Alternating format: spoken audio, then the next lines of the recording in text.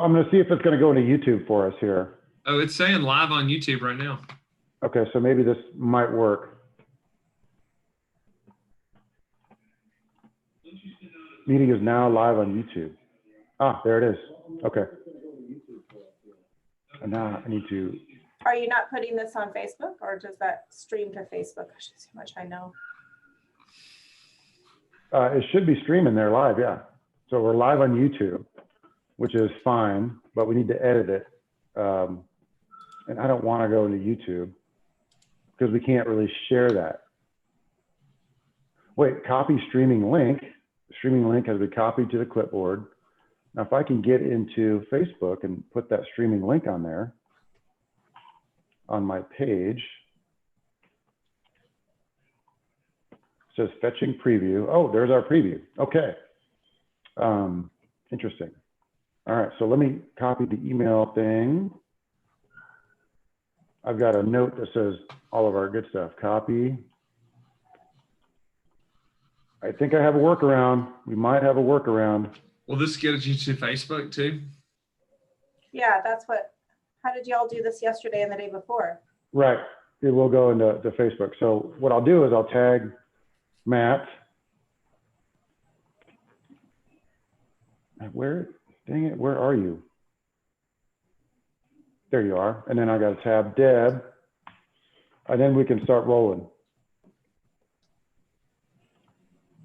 Okay. Let's see if this actually worked. Yes. No. Yeah. Okay, so something popped up on your personal screen? Yep.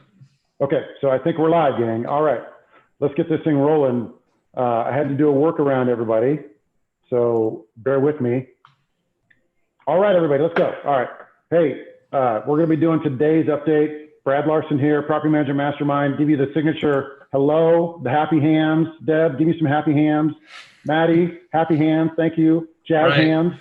Jazz hands.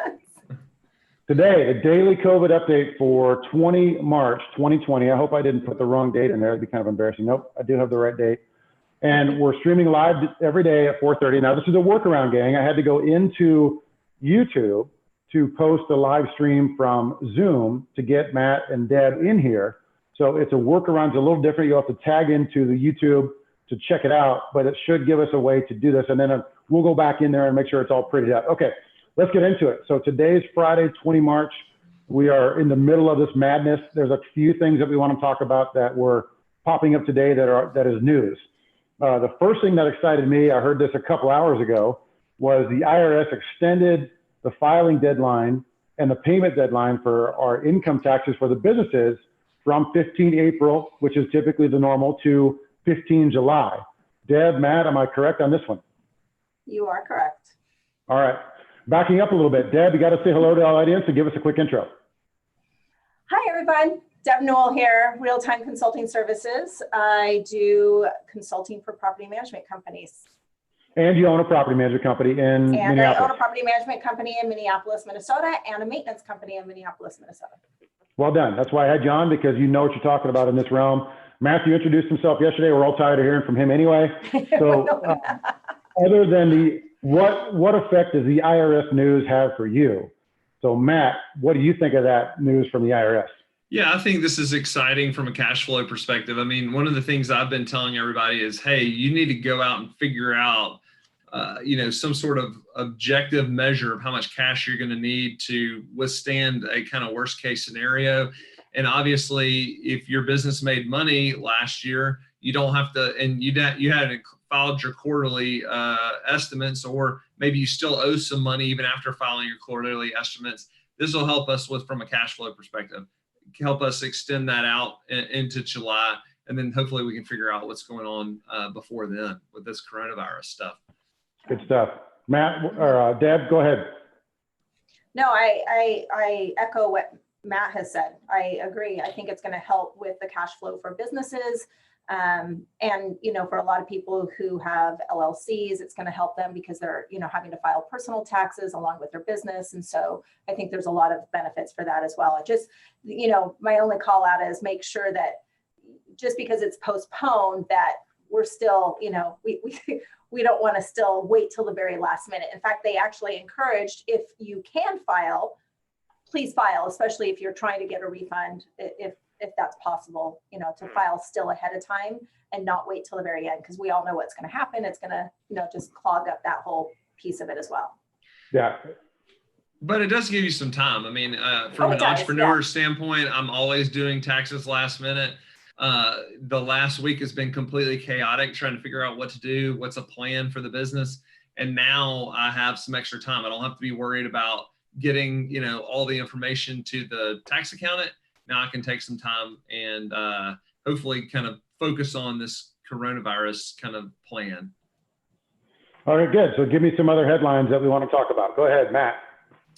Yeah, the first thing that I wanted to talk about was again, the SBA had two different loans. One of the things I figured out, I've been talking a lot about SBA loans, the disaster loans.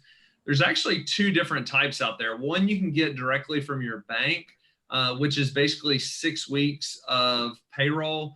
And it's almost like a no-doc type loan, pretty easy to get.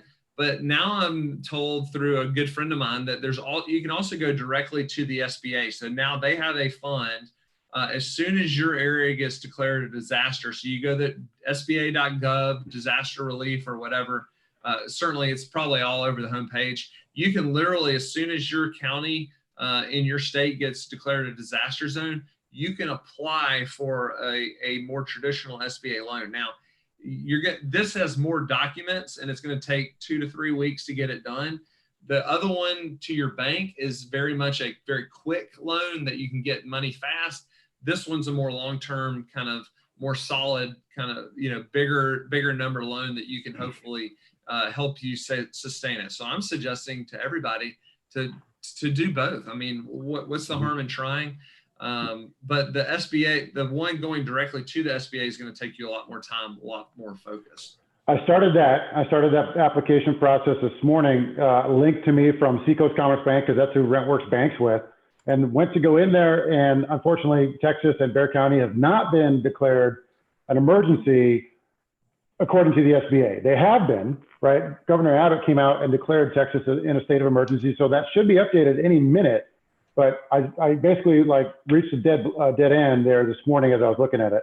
Deb, have you investigated any of this at all so far? Yeah, actually I have as well. And in Minnesota, if you go to, they have a special COVID-19 page and it will actually alert us. You can sign up for an alert to let you know when the SBA portion will be available. It's not yet. So it was announced way before it was available to even be, to apply for here. Okay. So Deb, a couple of questions for you, because, we talked to some inspectors and we've talked to some property managers. From your perspective, since you own a maintenance company, what changes, what differences, what shifts are you making right now to still conduct maintenance under the property management side? I mean, what are you doing in your business right now? Well, and I've seen a lot of this on Facebook as well. So I feel like a lot of people are taking this approach where we're doing only emergency maintenance as needed.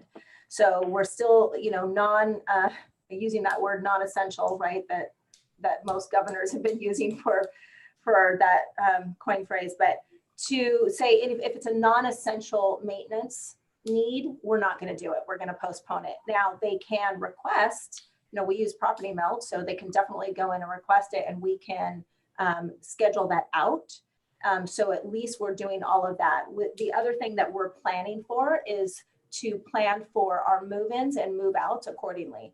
So we're actually getting those mapped out on the calendar now. So we actually can track where our technicians are going to be and when. That's going to be really important on our end. Just so, we're doing move-ins, self move-ins now and self move-outs now. So we have to coordinate lock boxes and things like that, keys in the property and all of that. So that's one piece of it. And then handling any maintenance that would come up after a move-out occurs.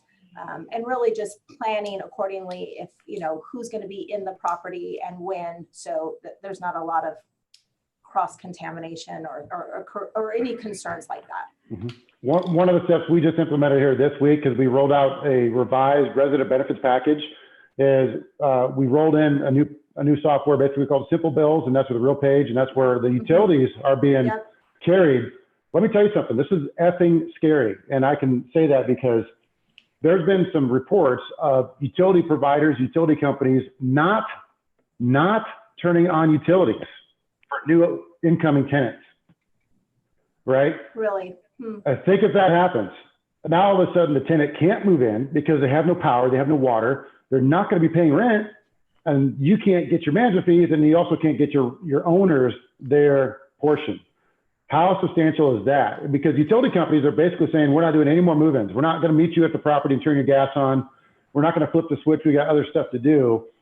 How scary is that? Now think of the solution. If you have a solution to where that utility never gets turned off, like in that scenario of utility management, that never happens. So this is something that's just becoming light to me, like, oh man, this is now a no-brainer on implementing this, because it's going to basically turn those utilities on one time and they never turn off. It's just the billing process is different. You bill the tenant, you bill the owner when it's their side, et cetera, et cetera. So that kind of became apparent. And this is something I'd recommend to everybody, is we just, again, implemented this as part of our resident benefits package, is we implemented a system called My Walkthrough, which is a method for a new incoming tenant to do their own, basically inventory and condition form. Right? In Texas, we have the 6-page inventory and condition form that's like stubby pen and paper, right?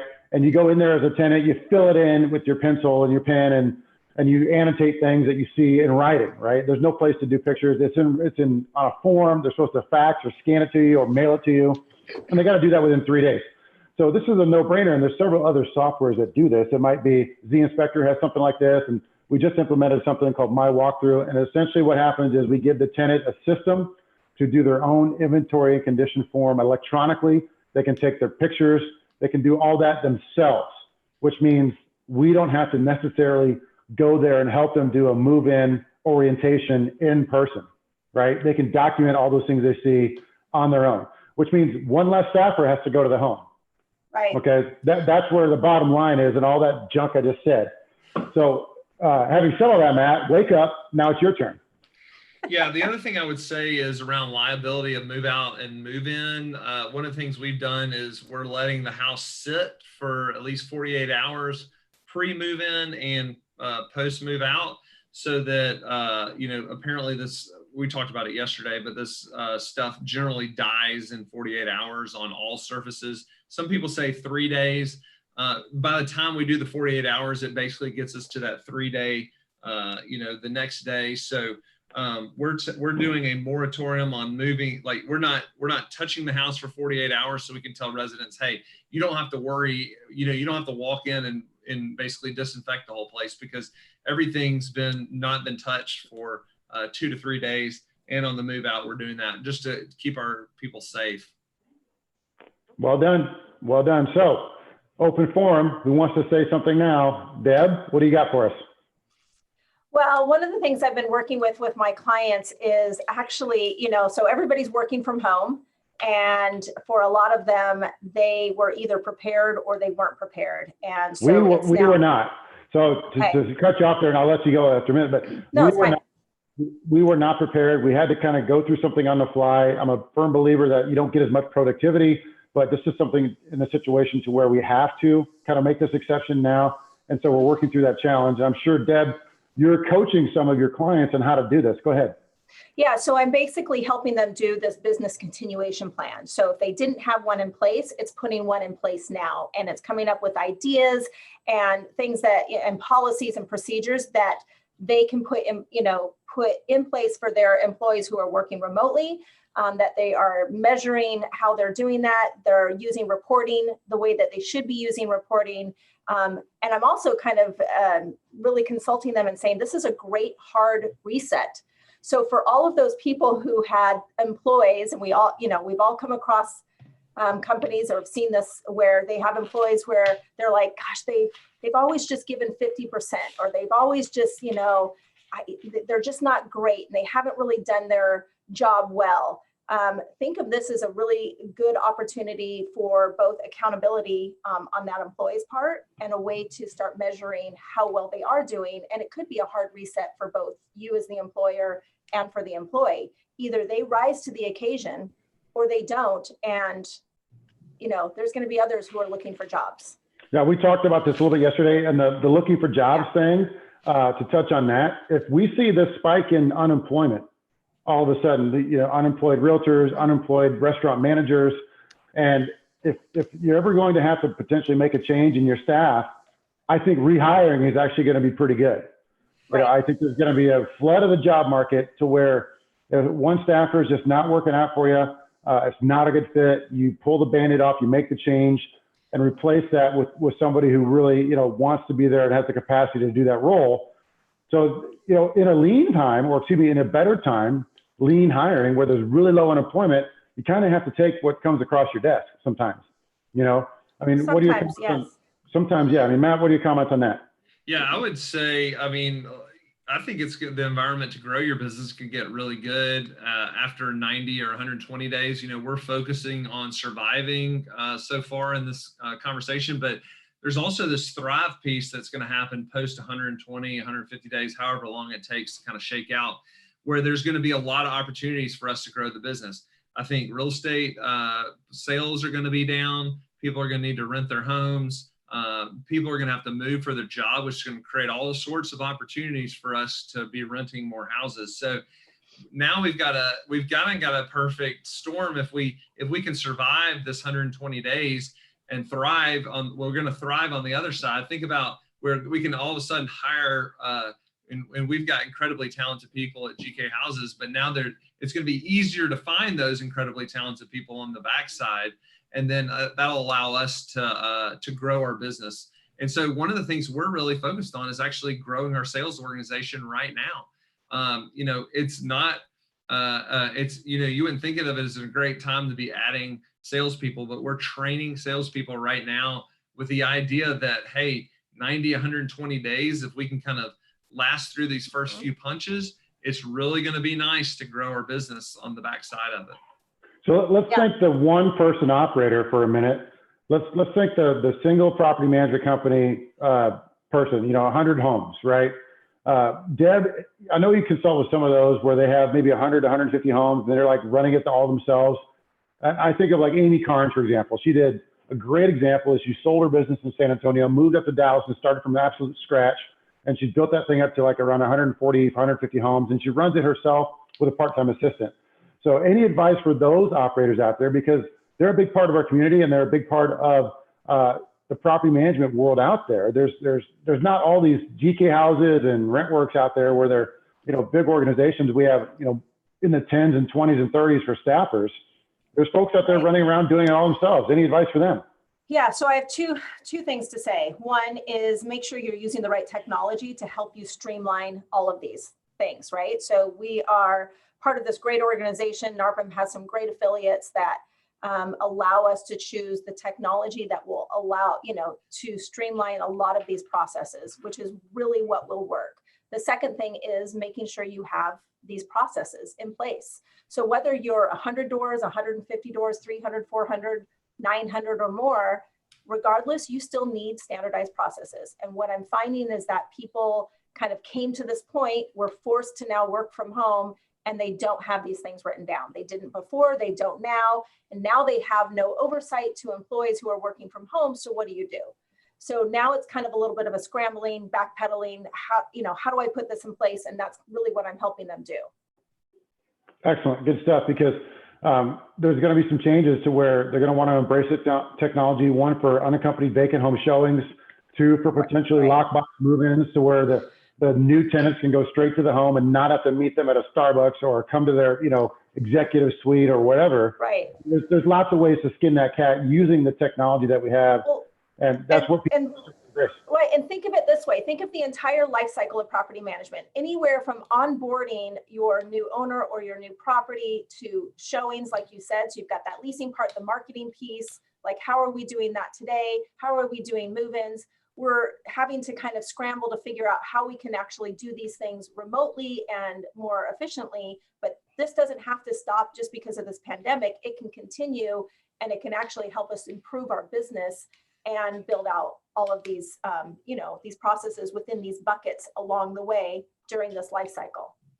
Yeah, let's talk about the article that came out today about the feds covering some of the rental payments and the mortgage payments. I'm trying to get back to it real quick to kind of reference it, but do you guys understand what I'm talking about there?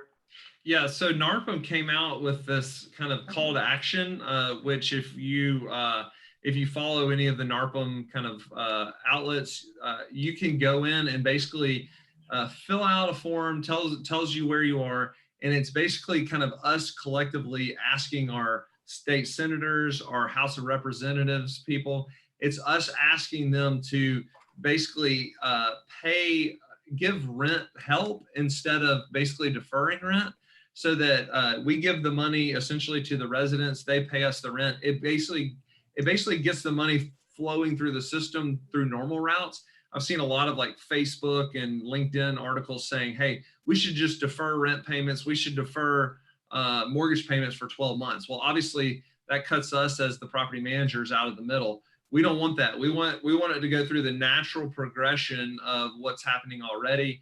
And that's what this will do. And so all you have to do is it's already got a pre-populated email that you'll send to them. All you got to do is fill it out and hit send. And the more of us that can collectively do that, the better off we're going to be, because it's really kind of focused on our industry. Okay. I'm going to read this headline. U.S. orders up to a year-long break on mortgage payments. So they're talking to the banks, especially when there's a Fannie Mae or Freddie Mac or VA or FHA or USDA loan, any one of those, government-backed loans, which is almost half of the loans that are being made. The feds are dictating to them. Well, dictating might be a strong word, but they're saying they should, work with the homeowners and letting them defer some of those payments. And that could be as simple as tacking on 3 payments to the end, 20 years from now, and they give them like a furlough for 3 months. But obviously the feds are coming out with a method to get the mortgage lenders to play nice. Because we talked about this on one of our very first episodes. It's the trickle down effect. If the mortgage companies are going to ease up on the owners, that can allow the owners to ease up on the tenants. And the big variable is our management fees. And if we can collect management fees straight from the owner and or even take it out of their reserves, we can limp along for a month or 2 or 3. And while this thing starts to subside and get through the business, get through these lean months in the businesses. Yep. The other thing I think is important too around cash, because I think, again, cash is going to be so incredibly important, is a couple of things that I've found. There's we've been talking a lot about the federal level, the SBA. There's a lot of local options for us. Like in Birmingham, there's like a $25,000 loan that's an interest-free loan for, it's either 6 or 12 months. So a lot of local authorities are putting these together. You can find them either through your local newspaper or a local website that is basically your newspaper today. And then the other thing I saw was the SBA, if you have any SBA-backed loans, you can actually request a deferral of payments. So you may even be able to get like either principal-free, interest-only loan, or you could even get, for some period of time, your payments deferred. And this should help you, obviously, with your cash flow until we have some clarity on what's going to happen. Go ahead, Deb. No, I agree. I think the biggest thing that I see that people are worried about is cash flow. So we need to, in essence, we all know this, we don't get paid until rent's received. So how do we plug that hole? Well, except for some, not everyone, but most. Yeah, and I say that because I say that because we have a flat fee model, and so the management fees are billed at a flat fee per month, no matter what. And so the challenge with the percentage model, unless you have a minimum built into your management agreement, the challenge with the percentage model is to try and figure out if you can keep your cash flow the same. That's not 100% accurate, because some people have flat fee models and still don't take their fee until rent's received. So I don't know if it matters if it's flat fee or percentage. It matters on how your management agreement or what that agreement is with that owner. So if you, as a company, if as a company, you don't take your fees out until rent's received, that's the problem. So okay, so let's do some math here for me. So that $2,000 a month home that you're managing, now you're accepting $1,000 for this month because your owner tells you to accept $1,000. Right. Your 10% management fee is now cut in half. Not necessarily. Why would it be? Because it's Deb, because it's percentage. It's percentage based. No. Unless you have a minimum. No, hold on. Let's say your percentage, and let's just say for easy numbers, it's 10%. The rent's $2,000, your management fee is 10%. You take your 10% off of the entire rent amount. You can't control, regardless of this situation, you can't control whether or not a tenant is going to pay partial rent or not. That's just part of life. Some tenants will pay all of it. Some will pay partial. It's whatever your policies that you have in place, but your agreement needs to be able to, you should be able to take your management fees in full with partial payment. So that goes back to how you're structuring your contracts. And that goes to your good coaching. And, you know, Matt and I, we've been looking at this for years, is to make sure it's a percentage of the collected rent. If it reads collected rent, you might be putting yourself in a bad position. Correct. So this is where strong agreements are going to make the difference for you. And that's one of the things I do is when I'm working with a client, I'm looking at all of their contracts, I'm looking at their revenue streams, I'm looking at all of this, because you're right, those things do matter. It's how do you structure your contract so that you can ensure that regardless of rent being paid or not being paid, you're being paid. So those are some of the things that we want to look at. Because you're right, we can't do this for free. And we realize that tenants are not going to be able to pay. And how are we now, owners still want us to manage a property. And we're like, great, but we got to get paid by whom? So there has to be some sort of a clause in the contract as well that also would allow for a catastrophic event. And I'm not talking a Mother Nature event. I am talking about a pandemic, epidemic event that allows us still to get paid in situations like this. We're not prepared. So how do we do that? Yep. Matt, any parting comments? No, I would just say a lot's going to happen probably over the weekend. We're going to get some more clarity on how many people actually have this. We still have no clue. I mean, there's still no clarity. But my guess is that the feds are going to work through the weekend. We're going to have some clarity on what they're going to do for us. One thing, and Brad, you can tell everybody how to do this, but I did get a COVID-19 risk assessment PDF that would probably be helpful for people. It basically goes through kind of all the potential pain points, and maybe if somebody out there, however best to get them this PDF, I think it would be helpful. I think it'll just take you through each piece of your business and how you can plan on preparing for some sort of impact due to this. Yeah, get that to me and we can post it to several different places. We can post it on YouTube. We can, there's a way to do attachments on LinkedIn. We can post it on our website. We can post it in Facebook. I mean, there's all kinds of ways we can get that out there. So let me and my team help with that. I've got a team that works on the mastermind group, so we can definitely assist with it. Monday, we're coming back, same time, same bat channel, 4:30 Central Standard Time. Be able to syndicate this no later than 5 Central Standard Time. Going to have Phil Mazur on Monday, and he's going to be talking about how to manage the cash flow. I mean, specifically CFO type stuff, chief financial officer stuff. And so what we had today was some very good real deal property management perspectives from Matt and Deb. Deb, thank you for coming on. Appreciate your effort on this. And we'll see you guys on Monday. Let's hold tight for the weekend. All right, take care. Bye. Thanks.